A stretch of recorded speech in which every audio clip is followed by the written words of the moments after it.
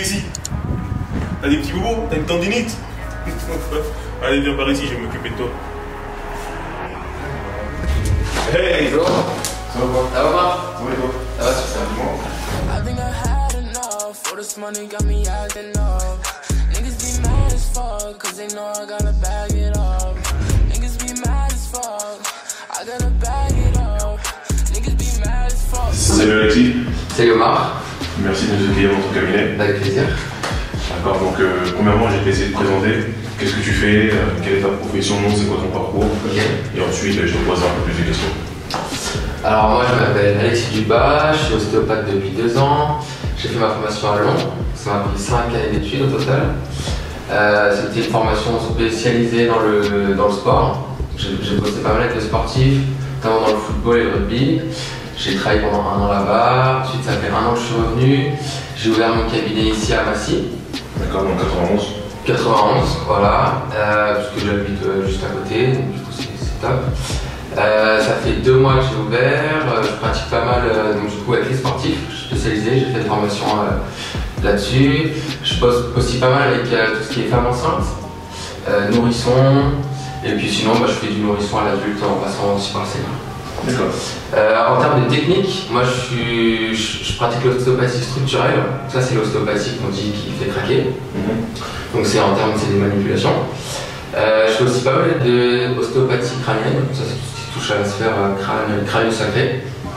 Je fais aussi pas mal d'ostéopathie viscérale, donc ça c'est tout ce qui touche au système digestif. Ensuite j'ai fait des petites formations annexes en médecine traditionnelle chinoise. C'est-à-dire, développe un peu plus. Donc par exemple pour travailler un muscle, j'utilise la technique manuelle, donc ça c'est plutôt massage. Et pour être plus précis, j'utilise aussi la ventosothérapie. D'accord. Donc ça c'est par technique d'aspiration mécanique, en fait on va venir travailler sur les nœuds musculaires. J'utilise aussi des techniques de dry needling, donc ça ressemble un peu à l'acupuncture. On va juste se focaliser au niveau des nœuds musculaires pour avoir une détente tissulaire assez rapide et c'est assez efficace. Et notamment sur, j'ai de bons résultats avec les tendinites. D'accord. Alexis, j'ai un petit problème. Tu vois, je suis un sportif, je fais beaucoup de sport et dans mon sport on a souvent des tendinites. D'accord. Donc ça tombe bien que tu parles de tendinite. Et j'aimerais savoir déjà, c'est quoi une tendinite? Parce que tout le monde dit tendinite aujourd'hui, mais en vrai de vrai, c'est quoi une tendinite? D'accord. Alors une tendinite, dans le mot il y a tendon et il y a it. Tendon, ça va être le tendon. Un muscle, c'est composé du corps charnu, tout ce qui va être rouge. Après, ça va se terminer en tendon et ça va venir s'insérer au niveau des os. Donc une tendinite, tout ce qui finit en it, c'est ce qu'on appelle une inflammation. Donc ça va être une inflammation du tendon. Donc dans le jargon commun, on dit tendinite pour un peu tout et n'importe quoi. Quand on a une douleur au niveau, on va dire une tendinite de l'épaule. En fait, une tendinite, l'inflammation, dans la vraie vie, elle dure que 2 semaines. Après, on va parler de tendinopathie. C'est-à-dire qu'en fait, tendinite, donc du coup tendinopathie, ça va être en fait des micro-lésions au niveau du tendon. C'est-à-dire que votre tendon là, il est bien, il est plein de collagène, mais il se peut arriver que voilà, il y ait des petits micro-lésions, donc comme des petits trous en fait. Et c'est ça en fait qu'on va appeler une tendinite ou tendinopathie. Qu'est-ce qui provoque une tendinite? Alors quelles vont être les causes de la tendinite? La cause principale de la tendinite, ça va être un stress mécanique. Qu'est-ce qu'un stress mécanique? C'est-à-dire qu'on va venir trop tirer sur le tendon. C'est-à-dire que le tendon va trop tirer dessus, on va mettre un stress trop important, du coup ça va créer des micro-lésions. Qu'est-ce qui va créer des micro-lésions? Ça va être des mouvements répétitifs. C'est-à-dire pas forcément chez le sportif. C'est par exemple quelqu'un qui a un métier manuel assez répétitif. La répétition va faire que ça va créer des micro-déchirures au niveau du tendon. Ça va être aussi chez le sportif, parce que le sportif fait beaucoup de répétitions, mais il faut aussi beaucoup de charges importantes. C'est-à-dire que si on va prendre une charge trop importante et que le tendon n'était pas assez prêt à ce moment-là, il va se passer une micro-lésion. Du coup, c'est ça les causes de la tendinite. Est-ce qu'une tendinite, ça peut s'aggraver? Une tendinite, ça peut s'aggraver, ouais. Si c'est pas pris en charge directement, ça peut s'aggraver, ça peut durer très longtemps. Ça va de 2 semaines à 18 semaines. D'accord. Dis-moi tout. Comment on peut faire là pour éviter ça? Pour éviter ça. Pour éviter d'avoir une tendinite. Exactement. Alors, c'est surtout un travail préventif. Donc, ce qui va faire que, en fait, déjà, faut aller peut-être consulter déjà un thérapeute pour faire un bilan de mobilité. C'est-à-dire pour voir, par exemple, au niveau de l'épaule, si on a une tendinite de l'épaule, si on a une bonne mobilité au niveau du poignet, du coude, de l'épaule, des côtes, des articulations cervicales, thoraciques, de la enfin, toutes les articulations, tout le complexe de l'épaule, pour déjà qu'il y ait une bonne mobilité. S'il y a un manque de mobilité, il va y avoir un stress mécanique qui va s'ajouter au niveau du tendon. Après, ce qu'on peut faire, c'est du renforcement musculaire. Au niveau de l'épaule, par exemple, si on regarde l'épaule, on va venir faire un travail, on va dire, de renforcement, mais surtout excentrique. Pourquoi excentrique? Parce que tout travail excentrique va permettre d'augmenter la sécrétion de collagène. Et la sécrétion de collagène va permettre de renforcer le tendon. Donc du coup de prévenir tout ce qui est début d'inflammation au niveau du tendon. Après, c'est bien aussi de se faire coacher. Donc faire appel à un coach sportif ou un kinésithérapeute qui donne des cours pour avoir du renforcement musculaire de qualité qui vont justement se focaliser sur les attachements au niveau des os et des muscles. D'accord. Et si malgré tout ça, on a quand même une tendinite, comment on fait pour la guérir? Comment soigner le tendinite? Alors, déjà, moi la plupart des patients qui viennent au cabinet, ils me disent j'ai une tendinite, mais en général ça fait plus de 2 semaines qu'ils l'ont. Donc en général on va parler plus de tendinopathie. Donc ce qu'on va faire, c'est qu'on va essayer de guérir les lésions qu'il y a au niveau du tendon. Donc dans la première phase inflammatoire, on va dire donc durant les 2 premières semaines, on va surtout désinflammer. Ce qu'on va faire, c'est qu'on va poser de la glace, on va éviter les mouvements, donc on va éviter de rajouter du stress au niveau du tendon, donc on va figer un peu les mouvements, on va dire pendant 2 semaines, mettre du froid. Après, ce qu'on peut faire aussi, c'est mettre de la cryo-argile. Alors la cryo-argile, je vais vous montrer ce que c'est. C'est ça, en fait, c'est une bague d'argile, comme ça. Donc c'est vert, ça tâche un petit peu. Alors c'est cryo parce que c'est froid et l'argile va permettre de réparer le tendon. Il y a plein nutriments à l'intérieur qui vont permettre justement d'aider à la réparation de ce tendon. Ce qu'on peut faire aussi, c'est mettre de l'arnica. Donc ça va permettre de désinflammer le tendon. La deuxième phase, ça va être une remise en charge progressive. C'est-à-dire, qu'est-ce qu'une remise en charge progressive? C'est-à-dire qu'on va faire des travails excentriques en charge progressive, c'est-à-dire qu'au début on fait le poids du corps, après on pourra rajouter des poids. Je vous donne un exemple. Si on a une tendinite du genou, du tendon rotulien, la plupart des gens, comment ils vont se faire une tendinite du tendon rotulien, c'est-à-dire qu'ils vont faire plein de squats à répétition sans être prêts. Ça, c'est comment on se fait une tendinite. Comment on la soigne? En fait, on va se mettre en charge progressive, on se met contre un mur, on va venir descendre tout doucement. Ça, c'est ce qu'on appelle un travail excentrique. Après, comment on va augmenter la charge?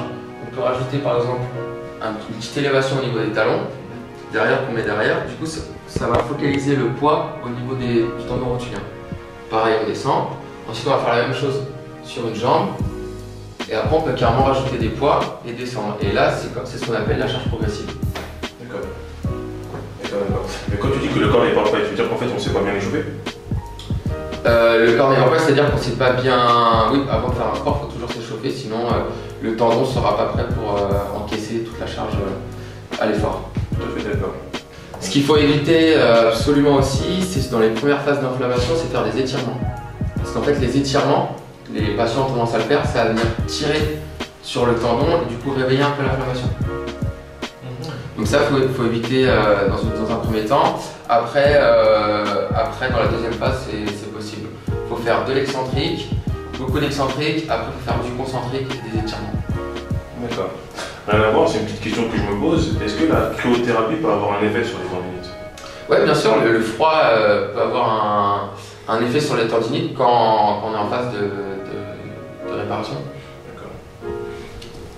Bien sûr, parce que pour désinflammer, il va falloir mettre du froid et du coup, ça n'a pas. Mais je veux dire, même la cryothérapie en elle-même. Ah, faire de la cryothérapie? Oui. Ça peut toujours être bénéfique, oui, parce que ça va drainer tout ce qui est inflammatoire. Donc ça peut être bénéfique, oui. Après, c'est pas forcément spécifique aux tendinites, mais ça peut aider, ouais. D'accord. Alex, j'ai une petite question. Moi, imaginons que moi je suis un patient. Je dis que j'ai une tendinite. Est-ce que tu peux nous faire une petite démonstration de comment tu le prends en charge, etc. Ouais, bien sûr, ouais. Pour voir un peu comment ça se passe. Ouais, bien sûr, avec plaisir. On se déshabille. On va dire qu'il faut avoir les tendinites de l'épaule. D'accord. Donc déjà, on va faire des tests de mobilité. D'accord. Tu vas mettre le coup à côté de moi. Donc déjà, je vais te demander où est-ce que tu as mal. Tu vas souvent me dire c'est là, c'est souvent vers l'avant.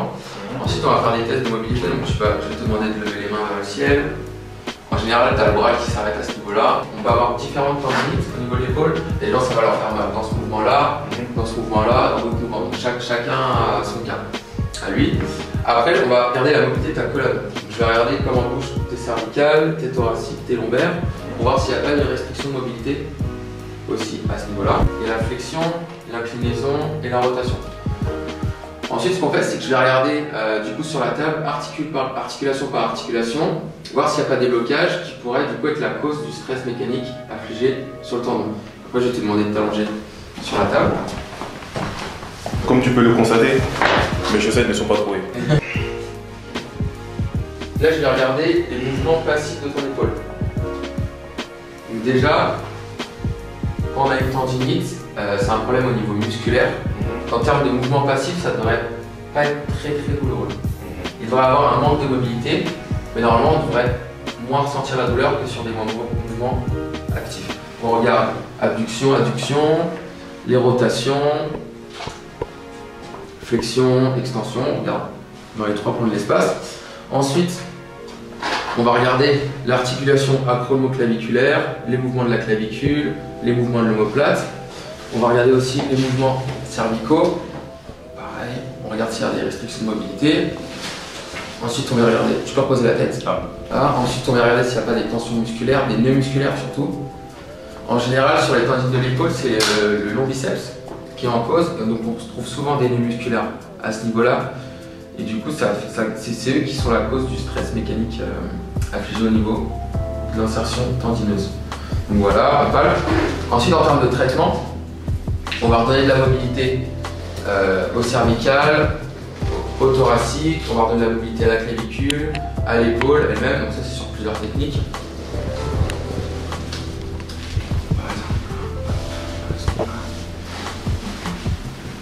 Voilà, je mets la tête. Ce genre de technique. Voilà, donc là ça bouge mieux, donc du coup au niveau de l'épaule il y aura moins de stress mécanique. Ok. On peut faire la même chose. Ça va? Fais attention à ce que tu fais. Ensuite, on peut faire la même chose au niveau du haut du dos. D'accord. Là, je vais te demander d'attraper tes épaules, si tu peux.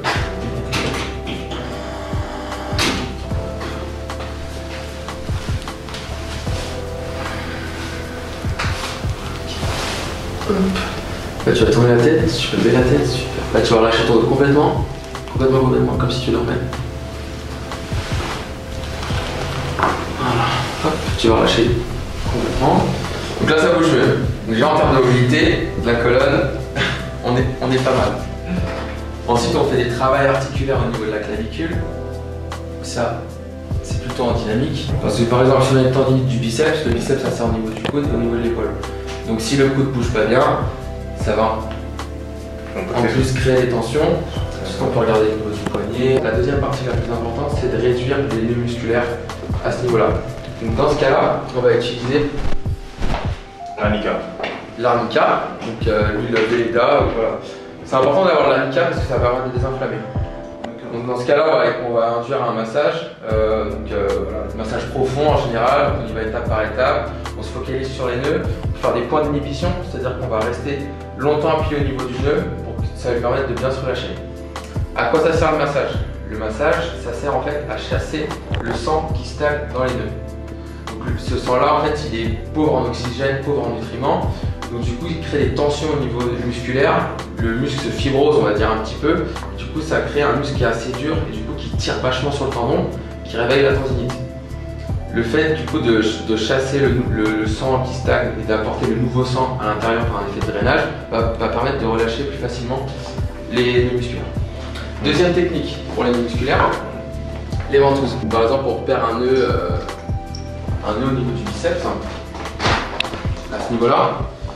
Donc pareil, pour avoir ce même effet de drainage, les ventouses, ça va avoir un effet beaucoup plus précis, parce que ça va être très focalisé, ça va avoir une force d'aspiration assez locale, et on sera sûr que la majorité du sang qui stagne au niveau du nœud sortira.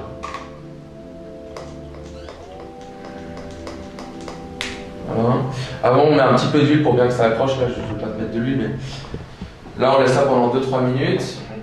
Voilà. Au début, ça fait des marques pendant 3-4 jours, mais bon, c'est rien de grave. Et ensuite, ce qu'on peut faire, si le nœud est encore présent, on peut utiliser de l'acupuncture. Des aiguilles. Des aiguilles, tout à fait. Donc c'est des petites aiguilles comme ça. Donc dans le jargon, on appelle ça du dry needling. C'est pas vraiment de l'acupuncture. Et en fait, on vient cibler donc le nœud musculaire. On met l'aiguille et après on essaie de bien casser les fibres au niveau du nœud musculaire et ça on a vraiment un effet immédiat en fait. Et donc du coup sur les tendinites c'est ce qu'il y a de plus efficace pour moi dans ma pratique. D'accord. C'est très fin. Bon, je peux vous montrer. Hein. Donc bien sûr avant on désinfecte la zone avec des... Toi tu zoomes pas trop sur mon bras, j'ai pas mis de crème s'il te plaît. Bien sûr avant j'utilise des gants, on désinfecte pour être sûr qu'il n'y ait pas d'agents pathogènes. Et puis je peux vous montrer sur moi. Hop. Voilà. C'est une aiguille. Puis on l'enfonce comme ça. Au niveau du nœud. Ça fait pas mal, on le sent pas. Et du coup on a un effet assez immédiat. La chinoiserie n'est jamais finie. D'accord. Voilà. Donc ça c'est ce qu'on fait en ostéopathie. Après, je donne des exercices de... À faire à la maison, des devoirs. Non. C'est ça, des devoirs à faire pendant tous les jours en fait. 3 fois par jour en général, des exercices excentriques. Donc par exemple, ça peut être avec un poids, retenir le... En fait, tout ce qui est excentrique, c'est on va retenir la force, on va retenir le poids contre la gravité. Et ça permet de renforcer le tendon au niveau collagène. D'accord. Par exemple, pour l'épaule, ça va être ce mouvement-là. Pour le genou, ça va être descendre. On se retient en fait. Et du coup, bah, ça c'est ce qui est le plus efficace. Et dans une dernière phase, on fera du concentrique. Donc on mettra en charge progressive et après des étirements. Et puis si vous êtes bien suivi par un thérapeute, ça se passe bien. D'accord. Donc je vais essayer de synthétiser tout ça. Tu vas me dire si je me trompe ou pas. Alors pour éviter les tendinites, ce qu'il faut faire, c'est qu'il faut bien s'échauffer. Naturellement, je pense qu'il faut bien dormir, bien manger. Je pense que c'est la base. Il faut bien s'échauffer, il faut voir son thérapeute, donc son ostéopathe, son marabout, qui tu veux. Tu vois ce que je veux dire. Il faut travailler l'excentrique, renforcer son... par exemple, si c'est pour les épaules, bah, renforcer ses épaules. Voilà, exactement. Pour guérir des tendinites, vous avez des professionnels comme les ostéos. Vous pouvez utiliser des méthodes comme les ventouses. Vous pouvez utiliser l'acupuncture, je ne sais pas quel mot il a dit. Dry needling. Bref, darjeeling, je ne sais pas quoi. Donc, bref. Dry needling. Bref. Aiguille sèche. Dry needling. Dry needling. Bref, je n'irai pas le dire, vous m'avez compris. Voilà. Et vous avez aussi la La cryo-argile. Cryo-argile, l'arnica. Après aussi en termes d'alimentation, j'en ai pas encore parlé. Ce qui est bien, c'est de boire de l'eau gazeuse. De l'eau gazeuse, de la badoie. Voilà, exactement. Parce qu'elle est riche en bicarbonate et du coup ça aide le tendon à se régénérer. Il faut boire de la badoie aussi. Donc il faut boire de l'eau gazeuse, faut limiter tout ce qui est boisson acide ou tout ce qui est sucré, on va dire. Parce qu'en fait, l'acidité du sang va augmenter l'inflammation. Si on boit beaucoup de jus de gingembre, c'est bon ou pas? Ouais, c'est anti-inflammatoire, donc ça c'est bien. Ouais, je connais. Ouais. Il faut manger beaucoup de poisson gras. De poisson gras, saumon, ça, parce qu'il y a plein d'acides gras et tout, ça permet de réparer aussi le tendon. Ou alors en termes de nutrition, il faut éviter tout ce qui est viande aussi, rouge, parce que c'est assez acide. D'accord, mais poulet, ça c'est bon. Poulet, ouais, mais tout ce qui est viande rouge, c'est un peu moins recommandé. Et dernière chose, l'alcool aussi, ça contribue au tendinite. D'accord. Voilà. Donc il faut pas boire d'alcool. Faut boire de la badoie, faut manger du poulet, faut boire du gingembre, faut faire des massages à l'arnica, l'acupuncture, manger du saumon, faire de la cryo-argile. Et l'excentrique surtout. L'excentrique, un peu d'acupuncture, et tout jeu. Est-ce qu'on a tout dit là? On a tout dit, ouais. On peut aller voir son ostéo pour faire aussi du travail articulaire en prévention. C'est-à-dire avoir toujours une bonne mobilité au niveau des épaules, au niveau de chaque articulation pour limiter le stress mécanique. D'accord. Au niveau du tendon.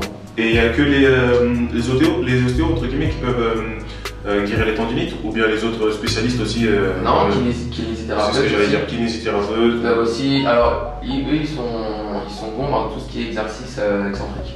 D'accord. Parce qu'ils font beaucoup de rééducation, du coup, ils sont assez forts là-dedans. Ouais. D'accord. Donc voilà, vous savez tout sur la tendinite, la définition d'une tendinite, comment prévenir une tendinite, comment guérir une tendinite. Et donc juste après, je mettrai dans la description et à la fin, je mettrai ses coordonnées pour que vous puissiez le joindre si vous avez besoin de lui. C'est un très bon ostéopathe. Il est à Massillon 91. Et voilà. Bon. Super. Moi, je me casse. Je vais aller boire du jus de gingembre. Allez, bah, bon courage et puis bonne journée. À la prochaine. Allez, ciao. Merci d'être venu.